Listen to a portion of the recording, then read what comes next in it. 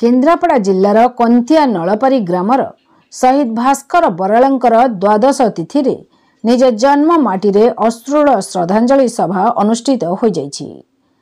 भास्कर बराल जने गरीब चाषी परिवार आसी नवनिर्माण कृषक संगठन डाकरारे ओडिशार चाषी मानकर सुरक्षा पई अनेक संग्राम जारी रखिथिले।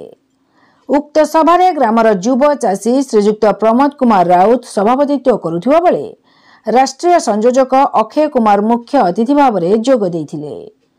डॉक्टर कुलमणि साहू, दाशरथी साहू, दोलगोविंद साहू, रवीन्द्र कुमार महापात्र, अक्रूर पलाई प्रभुत जिल्लार चाषी नेता माने जोग देइथिले। अन्यतम वक्ता भाव में वामपंथी नेता रमणी रंजन राउतराय, गयाधर धल, विजय दास, गगन बिहारी जेना, अवसरप्राप्त शिक्षक बटकृष्ण सामल प्रभृति व्यक्ति माने श्रद्धांजलि अर्पण करथिले। विप्लवी कवि कमरेड सीताकांत नायक स्वरचित कविता खुदा पाठ करथिले। दाशरथी साहू, नवनिर्माण कृषक संगठन केन्द्रापड़ा जिला उपदेष्टा। आज दिवंगत भास्कर बरालंकर जो द्वादश दिवस रे स्मृतिचारण सभा होची से सभा संपर्क में कौन सूचना रखिए? मु आज यही कथा केन्द्रापड़ा जिलार समस्त चाषी भाई मानू एवं नवनिर्माण कृषक संगठन प्रत्येक सदस्य मानू कहवाक चाहे, जय जवान जय किसान अर्थ बुझिकी नवनिर्माण कृषक संगठन में समस्ते सामिल आमर राष्ट्रीय अध्यक्ष अक्षय कुमार जो आज वार्ता देते से वार्ता को अक्षर अक्षर पालन कले आम भास्कर बरालंकर जो श्रद्धांजलि सभा ये सभार से निश्चित उपकृत हे एवं से सम्मान देवे। यही हूँ मोर आज कथा। तो भास्कर बरालंकर जो बड़ चाषी नेता आप सभापति हिसाब से कौन वक्तव्य रखिए केन्द्रापड़ा जिलार चाषी भाई मान? आमर वर्तमान जो आम श्रद्धांजलि सभा आरंभ कर मुख्यतः चाषी एटी केन्द्रापड़ा जिलार अवहेलित प्रति मंडी में कटन छटनी चली 5 ରୁ 10 किलो पर्यंत मुझे दृढ़ निंदा करुच्ची।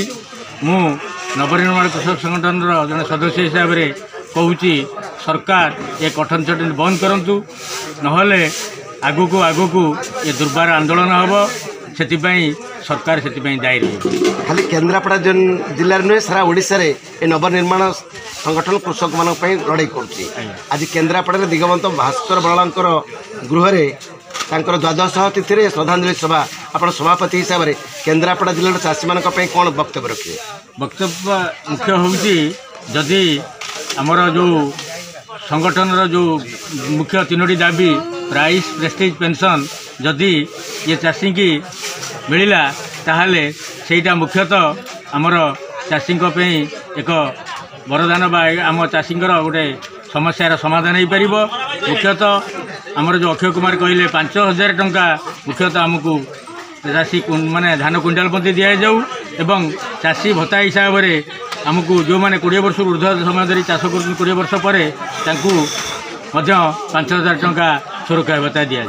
यह हूँ मोर यह हेले भास्कर बाबू प्रति प्रकृत श्रद्धांजलि। केन्द्रापड़ारू reporter Ashutosh Sharan Singh Sitakant Naik report Durga news 24 Odia.